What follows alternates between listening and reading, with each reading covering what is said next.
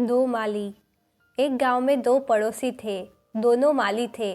दोनों के पास अपने अपने बाग थे और वे उनमें तरह तरह के फूलों के पौधे उगाते थे। यही बाग उनकी जीविका के साधन थे। उनमें से एक पड़ोसी बहुत सख्त था और अपने पौधों की जरूरत से ज्यादा देखभाल करता था। उसे लगता था कि पौधों की अगर ठीक से देखभाल नहीं की गई तो वे नष्ट हो सकते हैं। लेकिन दूसरा पड़ोसी पौधों को प्राकृतिक रूप से विकसित होने देने पर विश्वास करता था।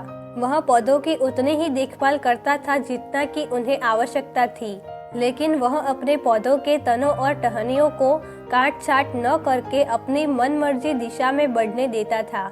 इससे वे स्वाभाविक रूप से विकसित होते थे। एक शाम बहुत भीषण तूफान आया जिसमें भारी बारिश हुई। तूफान ने कई पौधों को नष्ट कर दिया। अगली सुबह जब सख्त पड़ोसी उठा तो उसने पाया कि उसके सारे पौधे उखड़ गए और बर्बाद हो गए थे। वहीं जब दूसरा पड़ोसी उठा तो उसने पाया कि उसके पौधे अभी भी मिट्टी में मजबूती से लगे हुए हैं। इतने तूफान के बावजूद रिलैक्स पड़ोसी के पौधे खुद ही चीजों का प्रबंधन करना सीख गए थे। इसलिए इसने अपना काम किया, गहरी जड़ें उगाई और मिट्टी में अपने लिए जगह बनाई। इस प्रकार यह तूफान में भी मजबूती से खड़ा रहा, जबकि उस सख्त पड़ोसी ने अपने पौधों को जरूरत से ज्यादा ख्याल रखा था। लेकिन शायद वह भूल गया सिखाना कि बुरे समय में खुद का ख्याल कैसे रखते हैं। सीख, अभी या बाद में आपको खुद से ही सब कुछ करना होगा।